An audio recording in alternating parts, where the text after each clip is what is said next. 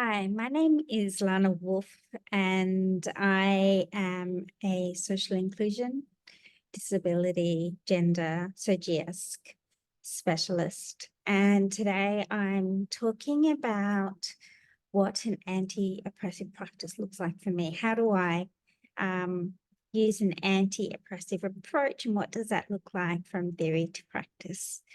And this is a part of my consultancy, community-powered responses. So the objectives of today's talk is, what is an anti-oppressive practice? What does an anti-oppressive practice looks like? And what does an anti-oppressive critical reflection look like? And I guess that's an objective, because if you can't have an anti-oppressive practice without having critical reflection or praxis. So the commonalities between an anti-oppressive practice and other equity-related structures is really kind of important to just acknowledge. These other equity-related structures, intersectionality, we hear about that a lot. We hear about decolonization a lot, anti-racism or racial justice, anti-homophobia, anti-ableism, feminism, critical race theory. The list goes on. And they are all shared concepts about addressing and seeking to disrupt ideologies and assumptions, discriminatory behaviours, and structural barriers. And as I will speak about later, is that to have an anti-oppressive practice is to actually do all of it, so it's really important to kind of acknowledge the commonalities between them, because it is really about an iterative, reflexive practice around how to disrupt ideologies, assumptions, discriminatory behaviours, and structural barriers. So what is an anti-oppressive practice? An anti-oppressive practice recognizes that oppression that exists in our society and our sector, our workplaces, and that it even exists within ourselves. For example, as a woman of colour, I acknowledge racism, and I acknowledge racism that has been perpetrated against me, but I've grown up in a racist society, and therefore I need to also recognise the racism that exists in me. And what we aim to do with an anti-oppressive practice is to mitigate its effects and eventually equalise the power imbalances between people. It also recognises that all forms of oppression are interconnected in some way, shape, or form. And that's from Quill et al. 2021.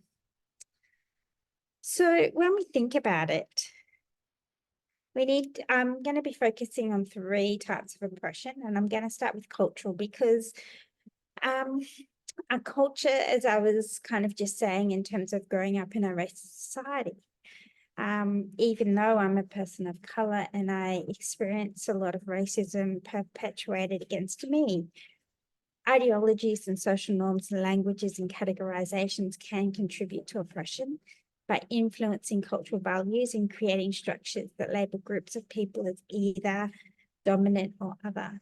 And we do that without thinking, because that's what we've been growing up and we've been taught to do as we grow up. And so some examples are equality and equity, really having to take a deep reflective look at what does equality mean when, for example, early or in my teenage years and early 20s, I was in Ipswich, Australia, in the place of Pauline Hanson, and she was arguing, we just want equality the same for everyone, realizing that that is very different to equity, where people get their needs met without oppression, without discrimination, without stigma. And so you can see here different ideologies and social norms, language and categorization contributing through the way that we use words, which words we use, and how we understand those words. Another example is the gender binary. And there are actually more than two genders. We know that, but yet we still perpetuate that in so many of our laws, our policies. You know,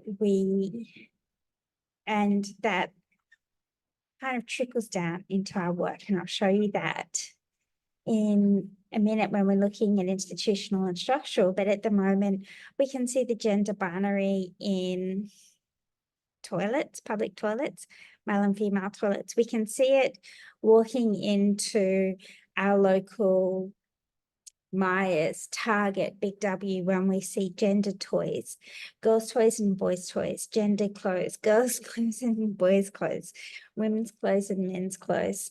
You know, we have women's shaving cream and men's shaving cream. Everything is gendered. And,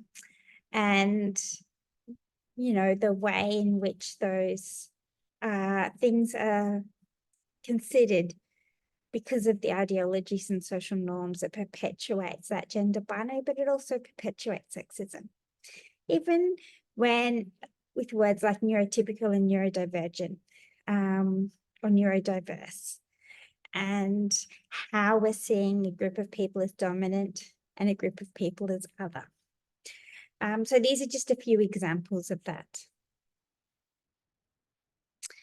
Institutional and structural is really important because the organizations that we work for, the sector that we work for, where we get our funding from governments, it's all institutional and structural. And particularly in the aid system, the purpose is supporting people and giving aid and giving resource and giving skills and knowledge. And so we are responsible for distributing resources and delegating power. We might feel like sometimes we don't have very much power because there are governments, you know, there might be managing contractors, there might be CEOs and people on top of us. And then as project workers, we might feel like we have very little power. But then thinking about the power that we do wield, we might be working from a global north office where there's project workers in majority world contexts that are getting paid much less and actually doing some of that grassroots or core-facing work. Then they're the participants, etc., and so on. And when we think about how that plays out, and we think about the type of funding that our government dedicates to the aid system, which is very little, then when we think about from that small amount, how much is focused on GEDC funding, lack of acknowledgement as GEDC as a technical specialty, the way that we perpetuate those cultural narratives into, for example, the gender binary. And then we say, well, when we're actually talking about gender in the system, we're actually talking about women. When we talk about gender equality, it's usually about women. We continue to, even though we're in a system that, if we really critically reflect on, doesn't give much power to the work that we do as GEDC workers, and thinking about kind of the oppression that can be distributed or not distributed in GEDC work, but then we perpetuate those power structures as well. You know, gender equals women, and we miss out gender diverse people. When we talk about women, we think of a particular type of women, and we don't consider sexuality, we don't consider class or caste or disability, all sorts of things. They're all something very separate. When we talk about gender, but then we do sex, age, disability data collection, often we're not thinking about, well, what kind of disability, what kind of needs are being met, what difference is there between sex and gender, and how does that differentiate between needs that people have and needs being met? And all of this kind of bubbles back into those cultural oppressions and those ideologies. We perpetuate those ideologies and social norms into heteronormativity, cisnormativity, gender binarism, ableism, racism, etc., into policies and practices. And then what does that look like on a really personal level? You know, it looks like us as individuals interacting every day, work practices, and the values we hold and may share with others.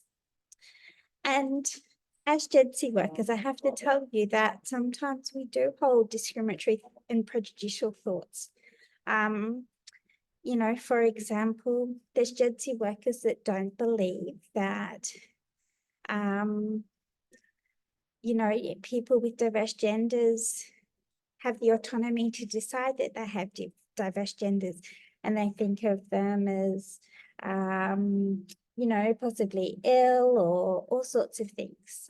Same as people with diverse sexualities, same as people with disabilities, or maybe it's thinking about abortion rights and that people shouldn't be able to have abortions, and that having an abortion is wrong, even though they might work in an SIHR program. It might be a microaggression, which is unintentional, but talks about, for example, a microaggression might be going, oh, you know, but we have so limited funding and, you know, you want us to focus on another group. And so that microaggression enacted against underrepresented groups, thinking that, you know, they're trouble for wanting to have a voice, wanting to have a seat at the table, wanting to have their needs met. There's all different ways that plays out. So in the cultural, in the institutional, and in the personal. So an anti-oppressive practice aims to help us improve our skills in critical consciousness. And this is really, really important. You know, if we're an individual, if we're working within a system and we are learning and surviving in a culture, critical consciousness is really essential in the combination of critical action and reflection and having an anti-oppressive practice. And really, it requires us to take a step back and consider our practices, our policies, ask probing questions about how they impact those around us and those we work with, and then act on those conclusions of those thoughts in tangible ways. So really taking action. It's not just about thinking and being curious, even though it's really important and it's really nice. It's also the action that we take. And so through this sort of practice, we see changes occur not just in systems, but in individuals as well. So what does an anti-oppressive practice actually looks like? And there's a series of key principles of anti-oppressive practice that I've kind of put together. So the first one, the one that I think is really the most important, is critical reflection of self in practice. And I'll be kind of coming back to this again and again and again. International development and humanitarian response are inherently political roles. They allow practitioners to occupy positions of power via their access to resources and the hierarchical structure of the aid system, and to decide where and to whom resources are allocated. Therefore, it's critical for practitioners to be critically reflective to avoid recreating oppressive social relations in practice. And so, and we'll unpack that a little bit more in a minute. The second one is critical assessment of community participants' experiences and oppression. Critical community practitioners, and you know, it's funny saying critical community practitioners because it's really reminding me of 1990s uni, and that really came back in terms of realizing that my anti-oppressive practice really comes from an era and a time of critical reflection being extremely important in my practice. So critical community practitioners strive to comprehensively understand the diversity and multiplicity of oppression in community participants' lives. Personal, cultural, and structural processes each shape individual challenges and access to programs and projects, as I was kind of unpacking a minute ago. Critically analysing the intersections of oppression, such as gender, class, and race, allows us to understand how micro-level policies, discourse, and processes impact community participants' lives. Similarly, this critical analysis must also be turned inward to understand how a discourse and language used in framing problems can contribute to sustaining oppressive power structures. So we're going to start unpacking this with this example from some work I did last year. This person is one that wasn't someone that stood out to me. This is kind of generally how many people in the project were. It was a social protection project in Indonesia with people with diverse sexualities and genders. And so this is kind of one of many cisgendered women that I talked to, but also reflected commonalities throughout everyone that participated in the project. So this particular example is a cisgendered woman in regional Indonesia from a working class Muslim family. Because of their gender, because of being working class, they had a very limited education. There were expectations to be a wife, a mother, provide emotional and physical labor to the extended family. That was their, I guess, their family's expectations of this person as they were growing up. This person refused to marry, kept putting it off, no. The family wasn't forcing them to get married, but really putting a lot of social pressure, those social norms, those ideologies around heteronormativity, like, well, this is your role. You grow up, you get married, you have children. And so there was a lot of social pressure by their family. Was kind of combating it, going, no, but eventually got caught being in a relationship with a woman. And their family was really, really challenged by that. So she moves to the city. She's in a boarding house. In that boarding house, she has limited family connections. Her family hasn't disowned her, but there's a lot of family strain. There's limited family connections. There's no community connections. She's on the family card, which is, I guess, a really important ID card that gives people access to things like the doctors, all sorts of things. But that family and her address on that family card is back in the regional area where her family is. She now works in a factory. The factory is a swallow nest factory, one of the most expensive foods in the world, and yet she's paid under minimum wage. Their factory doesn't care that she's a lesbian. There's quite a few lesbian and queer women working in there. They don't mind because they make no fuss. It's underpaid work. She sends money back to her family. Because of her limited education, she has no knowledge of workers' rights. She has no connection to unions. She doesn't like to make an issue about any kinds of things. She feels like she has no choice, and she has little knowledge around what potential choices there could be. The pandemic happens. There's a lack of because there's a lack of community connection. When there are food packages that are being distributed out through the local ERTE for food distribution, she's not included in that because the ERTE usually gives it to people and community members that they're well aware of, that are a part of that community, that have official residencies. This person being on the family card officially lives back in their original town.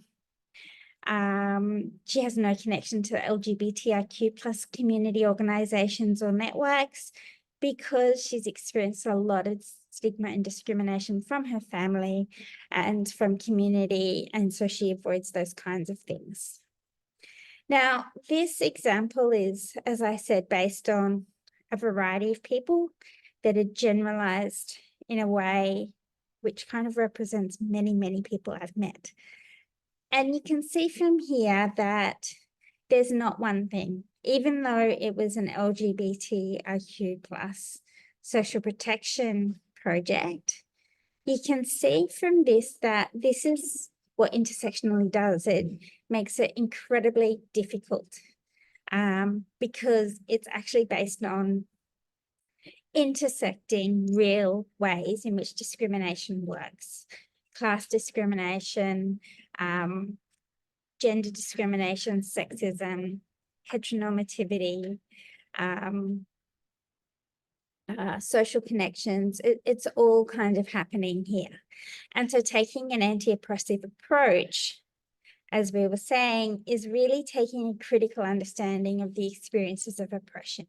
It's not just about using words like all those pretty little intersectionality diagrams. It's really thinking about, well, what does this look like and what does this mean for the people that we're actually working with? And so to be able to then take that step of empowering communities and individuals. Empowering communities and individuals is a really important aspect, and it strives to create empowerment processes at the interpersonal, institutional, and cultural levels. Because as we can see, oppression kind of works in really insidious ways that affect all parts of our lives. At the interpersonal level, the process of externalizing structural oppression is key to being able to deconstruct experiences and recognize how social forces impact lives. This allows people to see the true nature of the circumstances and share their lived experiences in a specific context. And so it's not about just being one identity or having one characteristic or because they're LGBT, these things happened. It's about looking at it and being able to see how capitalism works, how patriarchy works, how heteronormativity works, and that it's not an individual's force, it's these social forces in play. At an institutional level, anti-oppressive practitioners promote changes in the organisation and delivery of projects in ways that enhance anti-oppressive practice. An example is ensuring community members' views and stated needs are incorporated into needs assessments and solutions. And I guess when I think about this and I think about so many projects that I've done, there's so many projects where the project is designed and it's not designed in a way that's actually about understanding people's needs and strengths. It's about going into community and doing things to community, and it might not even be the community's priority. At a cultural level, it's finding ways to disrupt and change practices of those ideologies of patriarchy, of capitalism, is heteronormativity and ableism, and so forth. It's about working in partnership. So it prioritizes working in partnership with formal organizations like civil society organizations, organizations of people with disabilities, rights holder organizations, community groups, but also actual communities. And we do this through collaborative efforts that position communities as the experts of their own lives and experiences, because they can share their stories and their lived experiences of how those oppressive structures and social forces are interacting in that particular context, in that particular place and time. Consequently, communities must be included as much as possible in the decision-making processes that impact their lives. This is achieved through deliberate sharing of power, and a commitment to transparency where the community has the full information and awareness of the circumstances to make informed decisions. And those informed decision part is so key in their best interest. So often, not only are they not informed, but they're not making any decisions about the project. They're kind of just in it. Often don't know, where the money comes from, what is the purpose, what's being monitored, what's being evaluated, what success means, anything at all. So working in partnership attempts to balance the unequal power dynamics by working against hierarchical structures to create accountable spaces where communities and individuals are able to access the necessary resources and information to work collaboratively. How I do that is that co-design, is building relationships before the co-design. It's right before, like pre-project, having relationships with the community where we're actually deciding together what kind of funding, we want to apply for, what kind of projects align with people's priorities, and then, applying for the funding together. Another thing that I do is I have an evaluation tool that I use where the communities evaluate me around how I'm sharing power and if I'm being accountable to the things that we agreed upon. And so right back from the beginning, a key principle of anti-oppressive practice is having a blended heterodox social justice perspective. So rather than claiming any single social justice orientated model as the complete truth or the one method model framework, this approach involves incorporating the strengths of various critical approaches to create the greatest vibrancy and potential to deliver emancipatory theory in practice. So it's using whatever you can in your toolbox, as long as it has a social justice perspective. So rather than locking yourself into defending the boundaries of a particular perspective, this approach provides the greatest potential for ongoing development and refinement of theory and practice. So what does it look like? And it looks like having a really critical reflexive practice. I know that kind of seems really airy-fairy and it's not a tick box approach, but I think it's actually the thing that is the strongest for me. Asking myself, what do I know about myself? How practitioners understand working in liberatory, anti-oppressive ways shape how they engage with community development processes and thus influence the engagement with individuals and communities. Even working in these liberatory ways can perpetuate colonial oppressive structures or be an instrument for democratizing social justice. It's up to you to kind of actually be accountable. So it's not just being tokenistic and therefore re-perpetuating colonial oppressive structures. Your practice depends on your worldview, your values, and your stance towards an anti-oppressive practice. This can be tricky because only you know the true intent of why you work with underrepresented oppressed communities and what value you hope to create. Therefore, being able to think critically about your stance, your beliefs, your philosophy of international development is an important first step towards addressing power dynamics and using an anti-oppressive practice. Having reflexive questions like, am I willing to have my assumptions challenged, or do I think I know everything already? Am I the expert that's coming in and nobody can tell me anything? Am I willing to share power and agency with someone or some people that I do not yet know?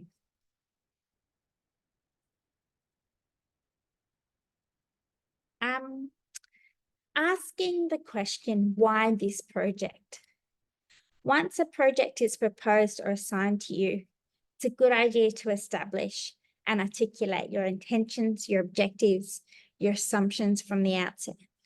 Though your beliefs will change over the course of the project, keeping these in mind will help you recenter yourself when you feel overwhelmed, when conflict arises, and when the dynamics of the engagement change. So in terms of having a reflexive question, a reflexive practice, asking, what do I hope to contribute? Why do I feel I'm needed on this project? And these are questions that we very rarely ask ourselves, or we're encouraged to ask ourselves in this sector. You know, asking, who is asking for my help? Is anyone asking for my help? Do the community even want help? Do the community even want this project?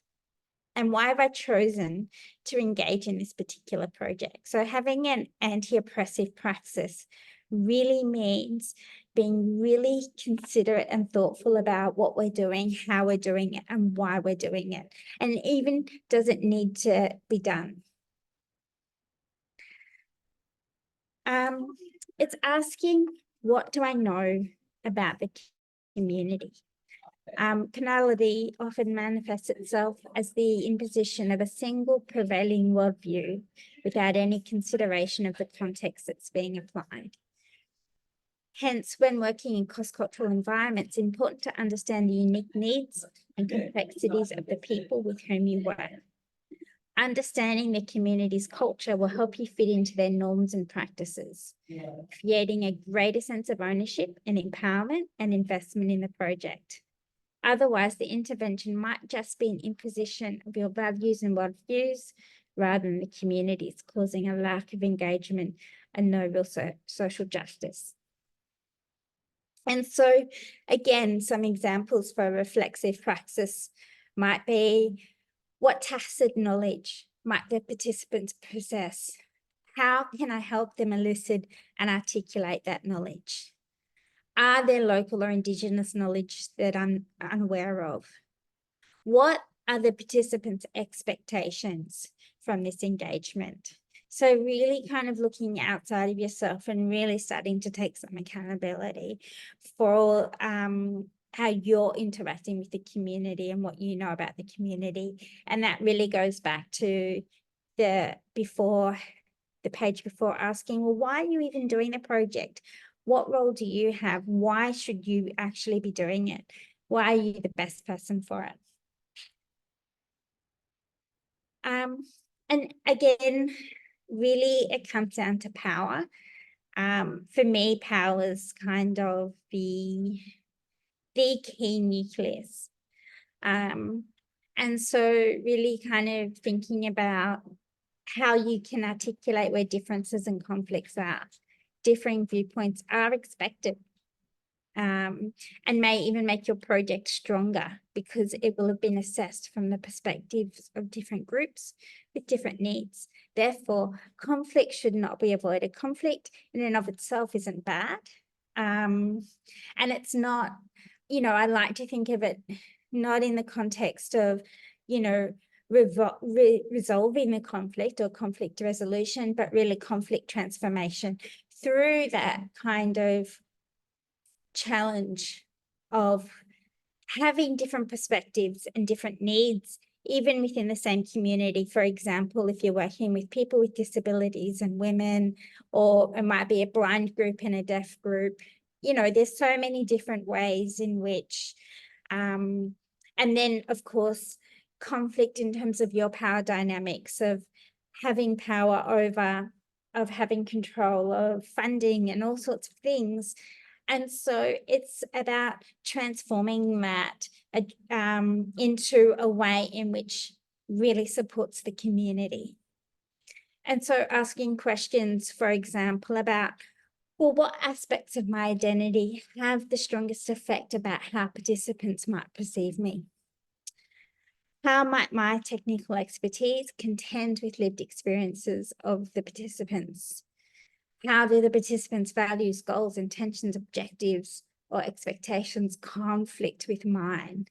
And where do we agree? Can we find some common ground from which to work? You know, again, with the reflexive practice, like around how should I structure the project?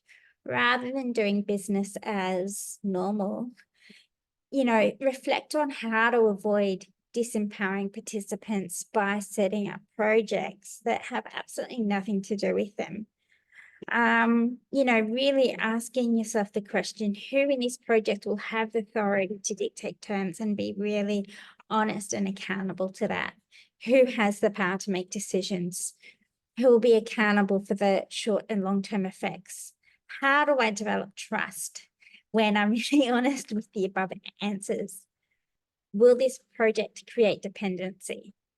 And if so, that's really disempowering, and kind of antithesis of an anti-oppressive approach. And what skills are created? And often we talk a lot about building capabilities or building capacities and so forth. But in doing that, what skills or knowledges are erased? So I've developed a few journal prompts for you to think about after listening to all that, and to help you on this path of an anti-oppressive practice, and acknowledging that for me, a lot of that is around having a really deep reflective practice around power. And so really thinking about these as prompts of, have I considered power, privilege, and social location in all interactions and situations, and how they impact my actions? Have I questioned or challenged dominant ways of thinking to transform power towards equity? Have I ensured my actions are equitable, collaborative, and power sharing? And how can I promote an anti-oppressive actions at an institutional or systemic level? So I wonder if anyone has any questions.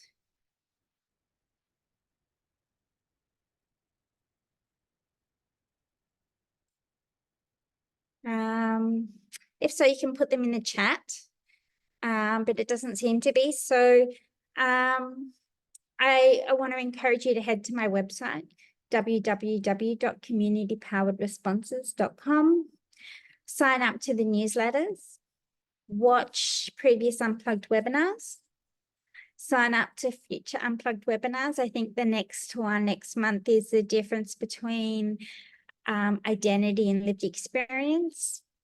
Sign up to my Unpacking Power workshop, because as I said, I think power is kind of the nucleus here. And find out more about my values-based coaching program for JEDC workers. So thank you very much. That is, we do have a few questions. Sonali, do you want to put your microphone on and ask some questions? Is it? Yeah, yeah, happy to.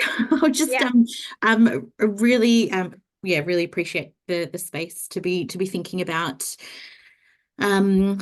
critically reflexive approaches to development. I guess it's not a specific question, I guess, as much as it is sort of a more general one. I think you alluded to just the connection with your JEDC work, and and I guess it was one around, I guess, how to hold the dynamics and responsibilities. I think it is around being an ethical practitioner with I guess the sometimes quite inherent and inflexible,